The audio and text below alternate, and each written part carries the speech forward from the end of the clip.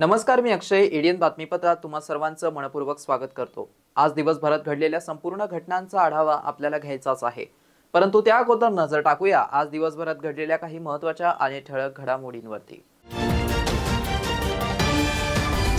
भारतीय जनता पक्षाचे नेतेच जातीयवादी असल्याचा विरोधी पक्षनेते अंबादास दानवे यांचा आरोप. संपूर्ण देशात जातीनिहाय जनगणना करा, नोकऱ्या व शिक्षणातील आरक्षणाची 50% मर्यादा संसदेने त्वरित उठवावी, या मागण्यांसाठी भारतीय कम्युनिस्ट पक्षाचा आंदोलनाचा इशारा. आता बघूया सविस्तर बातम्या. भारतीय जनता पक्षाचे नेते जातीयवादी असल्याचा आरोप विरोधी पक्षनेते अंबादास दानवे यांनी केला असून मराठा आरक्षण त्यांनी द्यावं अशी ही मागणी त्यांनी माध्यमांशी बोलताना केली आहे.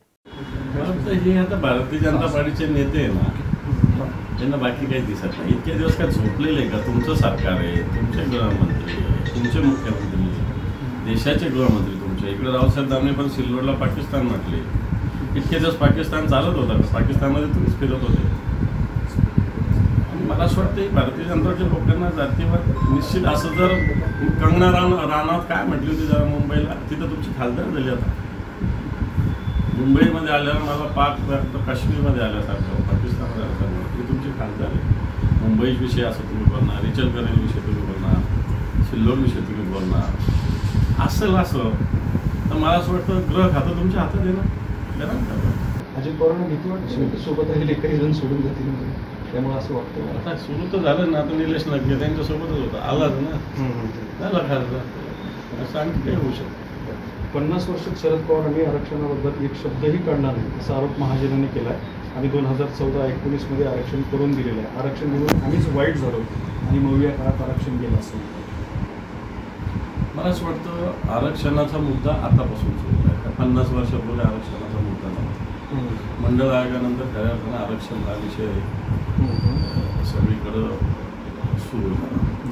आणि आता आपल्या महाराष्ट्रातलं मराठा आरक्षण वगैरे ठीक आधीपासून मराठा महासंघाने अण्णासाहेब पाटलांनी मागणी केली. खऱ्या अर्थानं आता या विषयाला तुम्ही आरक्षण दिलं, तुम्ही केलेलं आरक्षण गेलंच ना. आता तुमच्या सरकारने दिलेलं आरक्षण हे खोटारडेपणा आहे हा सगळा. कारण बिहारमध्ये काय झालं माहिती आहे, कोर्ट काय म्हणतं, वरती शेअरिंगमध्ये काय झालं माहिती आहे. तुम्ही नुसतं मतासाठी अशा पद्धतीने तुमचा क्रम आहे.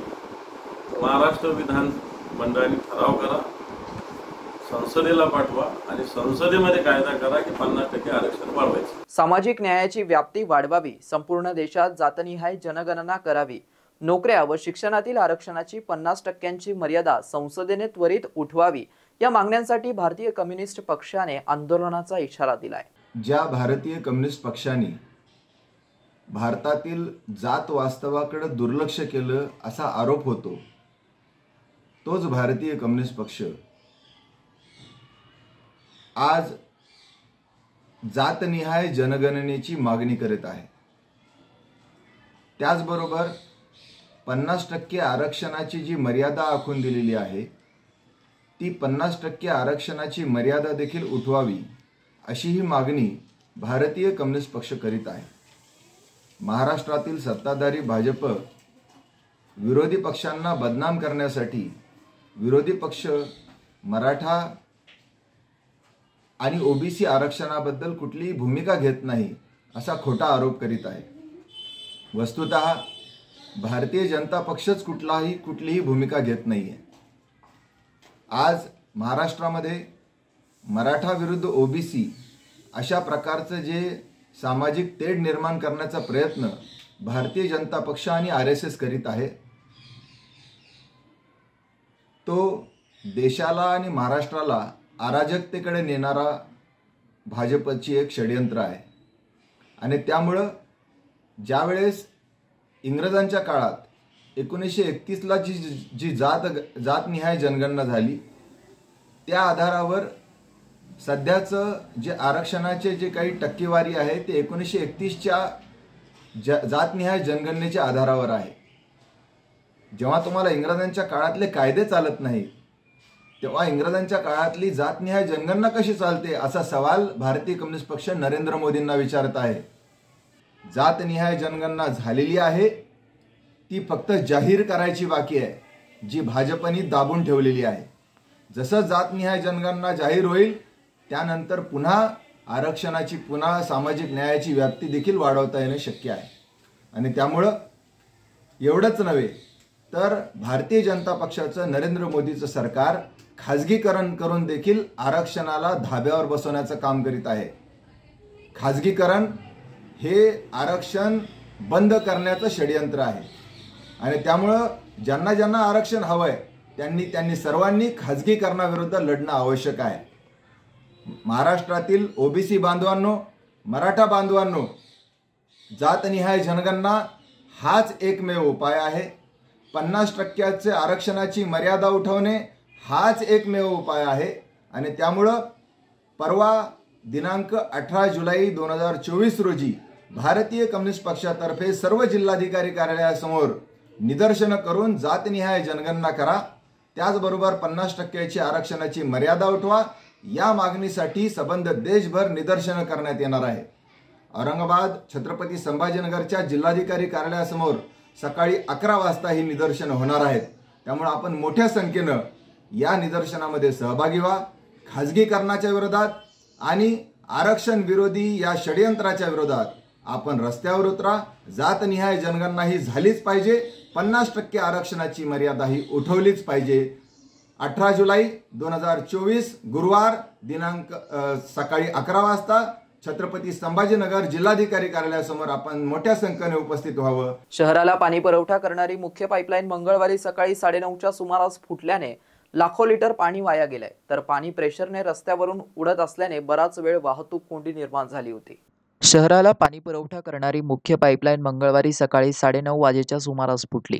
ढोरकीन येथे पाईपलाईन फुटल्याने लाखो लिटर पाणी पाईपमधून प्रेशरने निघायला सुरुवात झाल्याने सुरुवातीला पाण्याच्या दबावाने रस्त्यावरून पाणी वाहू लागलं.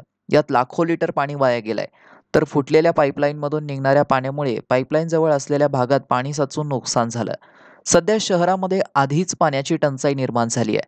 अख्ख्या शहराला 10 ते 12 दिवसांनी पाणी मिळतंय, तेही कमी वेळेमध्ये. त्यामध्ये भीषण पाणी टंचाईचा नागरिकांना दररोज सामना करावा लागत असताना महानगरपालिकेच्या हलगर्जीपणामुळे शहराला पाणी पुरवठा करणारी मुख्य पाईपलाईन वारंवार फुटल्याने हजारो लाखो लिटर पाणी वाया जात आहे. तर या पाईपलाईन फुटल्याच्या घटनेमुळे पाणी रस्त्यावरून प्रेशरने वाहत असल्याने बराच काळ दुचाकी आणि सहसा 4 चाकी देखील वाहने उभे असतात. त्यामुळे वाहतुकीची कोंडी निर्माण झाली.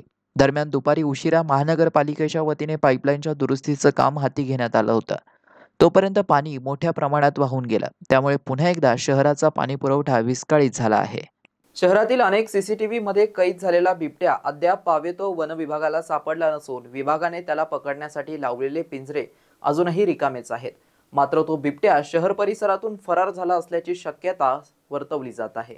शहरातील महत्त्वाचा भाग असलेल्या उल्कानगरी भागात एका बिबट्याने घुसखोरी केली होती. सोमवारी पहाटे 4 वाजेच्या सुमारास महावितरणाच्या एका लाईनमन यांना तो दिसला. त्यांनी याबाबत परिसरातील माजी उपमहापौर स्मिता घुगरे यांना माहिती दिली. त्यांनी तात्काळ वन विभागास याबाबत माहिती दिली. त्यानुसार वन विभागाकडून सकाळी पाहणी करण्यात आली. त्यात त्यांना कुठल्याही हिंस्र प्राणी किंवा त्यांचा पंजाचे ठसे आढळून आले नाही. त्यामुळे परिसरातील सीसीटीव्ही तपासण्यात आले. त्यात बिबट्या असल्याचे काहीसे अस्पष्ट होतं. मात्र रात्री दुसऱ्या एका घराच्या सीसीटीव्हीमध्ये तो बिबट्याच असल्याचं स्पष्ट झालंय. शहरातील अनेक सीसीटीव्हीमध्ये तो कैद झालेला बिबट्या अद्याप पावेतो वन विभागाला सापडला नसून वन विभागाने त्याला पकडण्यासाठी लावलेले पिंजरे अजूनही रिकामेच आहेत. मात्र तो बिबट्या शहर परिसरातून फरार झाला असल्याची शक्यता वर्तवली जात आहे. तरी त्यानंतर वन विभागाने जोरदार शोध मोहीम सुरू केली आहे. रात्रभर त्यांनी संपूर्ण परिसर पिंजून काढलाय. मात्र अद्याप बिबट्याला पकडण्यात यश आलेलं नाहीये. त्यामुळे नागरिकांनी अत्यावश्यक कामाशिवाय त्या भागात जाऊ नये. तसेच परिसरातील नागरिकांनी आपली काळजी घेण्याचं आवाहन वन विभागाच्या वतीने करण्यात आलंय. शहरवासियांना एक सुवर्ण संधी. तुम्ही एखादा व्यवसाय करताय का? मग एडियनवर जाहिरात करा आणि मिळवा व्यवसायात मोठा फायदा. तर वाट कसली पाहताय? आताच खाली दिसत असलेल्या नंबरवर संपर्क साधा. इथे वेळ झाली आहे एका छोट्याशा ब्रेकची. कुठेही जाऊ नका, पाहत रहा एडियन न्यूज.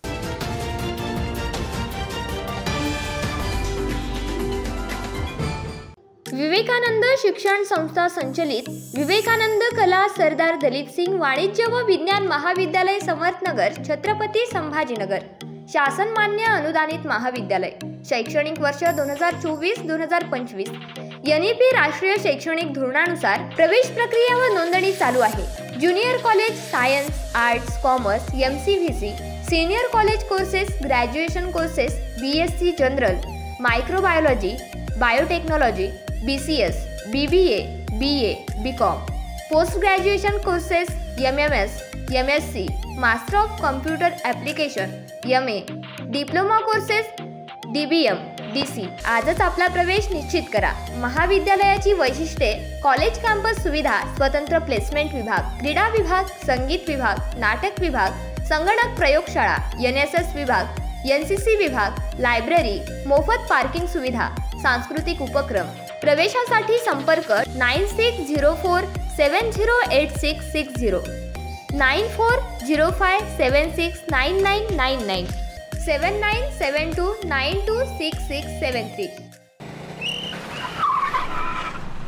मस्त मास्क पहना रे तूने। Thank you sir. वो जान बचाने के लिए पहनना पड़ता है ना सर। रेडीमेड है या टेलर मेड है? ऑनलाइन ऑर्डर किया है सर। एक और है क्या? है ना सर। देना। बहुत मस्त लगे आपको। ये ना सर। सर ना भाई, जान बचाने के लिए बाइक चलाते वक्त सिर्फ खोपड़े पे मास्क पहनेगा तो खोपड़े को कौन बचाएगा? समझ गया सर। हेलमेट ऑनलाइन ऑर्डर कर, वरना हमेशा के लिए ऑफलाइन हो सकता है। Okay sir. ये ले। चल हम ये भी ऑनलाइन भर दे। हेलमेट पहने, ट्रैफिक नियमों का पालन करे, जिंदगी के सफर को सुरक्षित रखे।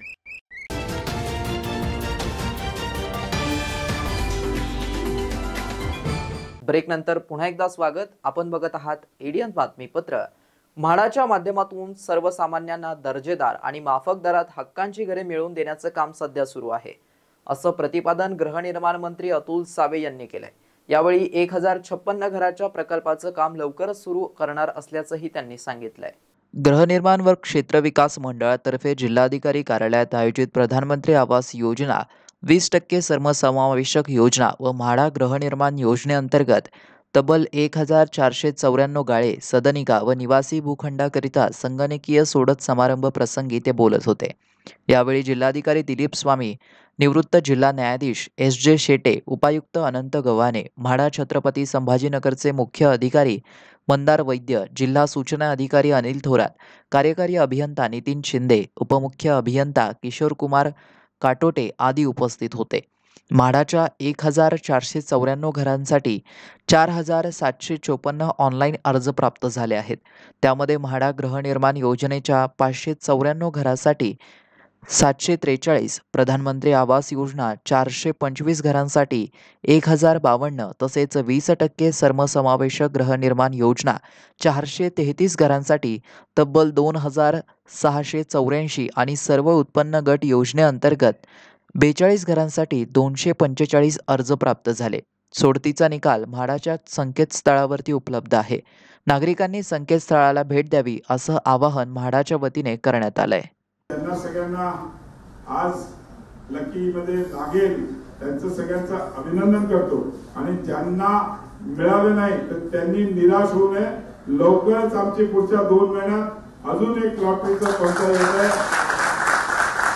आणि एक प्रोजेक्टचं पण अजून पुढच्या 10 दिवसात आम्ही नक्षत्रवाडीला नवीन 1056 घराचं आम्ही भूमिपूजन करतोय। आमचा प्रयत्न आहे की पुढच्या वर्ष 1.5 वर्षात तो पण प्रोजेक्ट लवकरात लवकर कंप्लीट होईल। म्हाडाचा प्रयत्न असं असतो की सामान्य जनतेला, मध्यमवर्गीय जनतेला कमीत कमी भावात एक घर मिळावं, चांगल्या सुविधा मिळाव्या। नमस्कार, मी गोपाळ किशनराव जोशी, मूळ मुक्काम मंठा तालुका, सध्याचा मुक्काम बजाजनगर येथे। कामानिमित्त मी म्हाडाच्या 2000 फेब्रुवारी 2024च्या सोडतीतला पडेगाव साईडला फॉर्म भरला होता। त्या फॉर्ममध्ये एक विजेता म्हणून माझी निवड झाली। सन्माननीय श्री सावे साहेब यांच्या हस्ते माझ्यासारख्या सामान्य कुटुंबातील व्यक्तीचं घराचं स्वप्न पूर्ण झालं। त्यासाठी मी सन्माननीय महाराष्ट्र शासन आणि महामंडळाचे मनापासून आभार मानतो। नमस्कार, माझं नाव सतुबाई बळीराम कोकाटे, राहणार छत्रपती संभाजीनगर। तिथून फॉर्म भरला होता मी घरासाठी, देवळाई म्हाडा। तर असं वाटलं होतं मला लागून करेल म्हणून, मला माहिती नव्हतं, पण लागलं माझा नंबर, त्याच्यामुळे खूप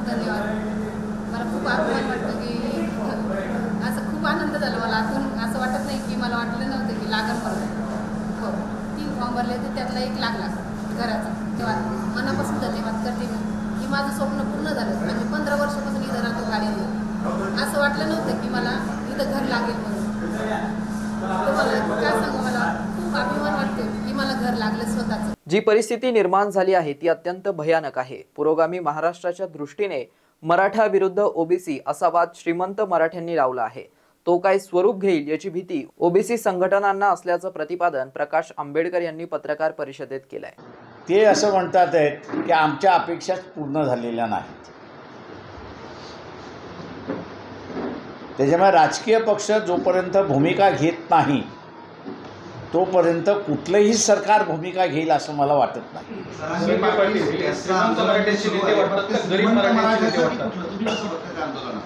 ते मी असं बघतोय की त्यांचं आंदोलन जे आहे ते गरीब मराठ्याचं आंदोलन आहे. परंतु सभेला येतात आहेत, जरांगे पाटील यांना पाठिंबा देतात आहेत, पण त्यांना प्रतिनिधी मिळत नाही हे त्यांनी असणारं लक्षात घेतलं. त्याच्यामुळे असणारं त्यांचं आंदोलन आता कुठल्या दिशेने जाईल, काय जाईल हे मला सांगता येणार नाही आहे. तुम्ही असं म्हणाले, असं बोलताय ना की हे आरक्षण श्रीमंत मराठ्यांचं, हे आंदोलन श्रीमंत मराठ्यांचं आहे असं आताच काही वेळापूर्वी बोलताना म्हणाले. नाही, मी असं म्हणालोय की त्याच्यामध्ये मराठ्यांना आरक्षण न देणं हा श्रीमंत मराठ्यांचा डाव आहे. त्याच्यामुळे असणाऱ्या जी आंदोलनं झाली पाहिजेत ती इथल्या असणाऱ्या श्रीमंत मराठ्यांच्या विरोधात झाली पाहिजे. दिशाभूल झालाय का? म्हणजे तुम्ही म्हणताय त्यांचं आंदोलन कुठे जाईल हे मला कळत नाही. ते आंदोलन मुळात गरीब म्हणजे ते मी भरकटलेलं असं म्हणणार नाही. कुठेतरी असणाऱ्या जरांगे पाटील यांना असणारं एक ठाम भूमिका घ्यावी लागणार आहे की ते श्रीमंत मराठ्यांबरोबर आहेत की जे 31 खासदार निवडून आलेत त्यांच्याबरोबर आहेत की त्यांच्या मोर्चामध्ये येणारा जो गरीब मराठा आहे, रयतेचा मराठा आहे, त्यांच्याबरोबर आहेत का याचा त्यांना आता उत्तर द्यावं लागणार आहे. वेगळं ताट ठेवायचं म्हणलं तुम्ही, ओबीसीच्या हातात सत्ता जर आली, जी वेगळी ताटा देण्याचा आतापर्यंत प्रयोग झालेला आहे तर ते टिकलेलं नाही, म्हणून सातत्याने ओबीसी त्याच्यामध्ये म्हणून म्हटलं की मी माझं अगोदरचं स्टेटमेंट होतं की सत्ता ही श्रीमंत मराठ्यांची सत्ता आहे आणि ते श्रीमंत मराठा जो आहे तो गरीब मराठ्याला आरक्षण मिळूच नये याच दृष्टीने त्याचे प्रयत्न चाललेले आहेत. आणि म्हणून मी मागे म्हणालो होतो की याचा तोडगा मी आत्ता मांडणार नाही, का मांडला तर त्या तोडग्याचा खेमा केल्याशिवाय हे राहणार नाही आणि म्हणून सत्ता आल्यानंतर आम्ही मांडू असं आम्ही त्या ठिकाणी त्यावेळेस म्हणालो. सोशल मीडियावरून सामाजिक भावना दुखवतील असे व्हिडिओ व्हायरल करू नये, नसता कारवाई करण्यात येईल असा इशारा शहर पोलीस दलाच्या वतीने पोलीस उपायुक्त नितीन बगाटे यांनी दिलाय. सोशल मीडिया, व्हॉट्सॲप, फेसबुक अशा अनेक प्रसारमाध्यमांवर सध्या धार्मिक भावना दुखावणारे आणि 2 समाजात तेढ निर्माण करणारे असे काही व्हिडिओज आणि मेसेजेस व्हायरल होत आहेत. कृपया आपल्या सर्वांना नम्र विनंती की अशा प्रकारच्या कोणाच्याही धार्मिक भावना दुखावणारे व 2 समाजामध्ये तेढ निर्माण करणारे असे मेसेजेस किंवा व्हिडिओज किंवा अशा प्रकारच्या कोणत्याही प्रकारची DP आपण आपल्या स्टेटसला ठेवू नये, जेणेकरून कोणाच्याही धार्मिक भावना त्यातून दुखावतील आणि या शहरामध्ये शांतीभंग होऊन लॉ अँड ऑर्डरची परिस्थिती निर्माण होईल. अशा प्रकारचे कोणतेही मेसेजेस आपण व्हायरल करू नये ही आपल्या सर्वांना नम्र विनंती. कुणीही अशा प्रकारचे मेसेजेस किंवा व्हिडिओ व्हायरल करत असेल ज्यांनी 2 समाजात तेढ निर्माण होऊन एखाद्या धर्माच्या भावना दुखवल्या जातील अशा व्यक्तींवर छत्रपती संभाजीनगर पोलीस कडक शासन करेल आणि त्यांच्यावर FIR नोंद होऊन कडक कारवाई होईल याची सर्वांनी नोंद घ्यावी. या सर्वासाठी आपले सहकार्य अत्यंत आवश्यक आहे आणि पोलिसांनी दिलेल्या सूचनाचे आपण पालन करसाल अशी मी आपल्या सर्वांना अपेक्षा व्यक्त करतो. जय हिंद. दलित कोब्रा संघटनेच्या वतीने पुकारण्यात आलेल्या आंदोलनापूर्वीच काही शाळांनी प्रवेश देण्यास होकार दर्शवलाय, तरी आंदोलन करणारच असा इशारा कोबरा नेते ॲडव्होकेट विवेक चव्हाण यांनी दिलाय। गरिबाच्या मुलांना आरक्षणातून मोफत प्रवेश दिला नाही तर राज्यातील 9000 शाळा आम्ही बंद करू असा इशारा दिल्यानंतर राज्यातील 9000 शाळेपैकी बहुतांश शाळांनी याचा धसका घेऊन RTI मध्ये आरक्षणासाठी फॉर्म भरणाऱ्या बालकांच्या पाल्यांना व्हॉट्सअपद्वारे मेसेज दिला की तुम्ही या आणि तुमच्या बालकांना आमच्या शाळेमध्ये प्रवेश द्या आणि हा प्रवेश घ्या एवढा फक्त मेसेज दिला। परंतु दोस्तांनो आणि माझ्या आया बहिणींनो, माय माऊल्यांनो, आपण या शाळेच्या या व्हॉट्सअप मेसेजवर जाता कामा नये। जर गरिबाच्या SC ST OBCच्या मुलांना RTI मधून जर या शाळांनी प्रवेश नाकारला तर शाळा बंद करण्याचा जो आपला निर्णय तो निर्णय आपण अजूनही माघार घेतला नाही। त्यामुळे शेवटच्या मुलाला जोपर्यंत प्रवेश भेटत नाही तोपर्यंत आपलं आंदोलन चालू राहील। अजूनही 14 जूनला शाळा चालू झाल्यानंतर एकाही गरिबाच्या पोराला, एकाही दलिताच्या पोराला, एकाही OBC समाजाच्या पोराला, भटक्या विमुक्त जाती जमातीच्या पोराला आत्तापर्यंत एकाही शाळेने प्रवेश दिलेला नाही। फक्त आता व्हॉट्सअपवर मेसेज चालू झालेले आहेत। ज्यांना ज्यांना हे व्हॉट्सअपचे मेसेज आलेले आहेत त्या सर्व पालकांनी, माय बहिणींनी, भावांनी आपल्या मुलांचे प्रवेश या शाळेमध्ये जाऊन मोफत पद्धतीने घ्यायचे। जर जी शाळा मोफत प्रवेश द्यायला नकार देईल ती शाळा आपल्या इशाराप्रमाणे बंद पाडण्याची आपली तयारी आजही आहे, उद्याही राहणार आहे आणि जोपर्यंत गरिबाच्या आणि दलिताच्या पोराला प्रवेश दिला जात नाही तोपर्यंत ती शाळा आम्ही चालू देणार नाही। ही आमची भूमिका कायम राहील आणि भारतीय दलित कोबरा इथल्या गरिबांच्या मुलांना मोफत शिक्षण देण्यासाठी कटिबद्ध आहे। एवढंच मी या ठिकाणी सांगतो। जय भीम। आता बघूया काही बातम्या संक्षिप्त स्वरूपात।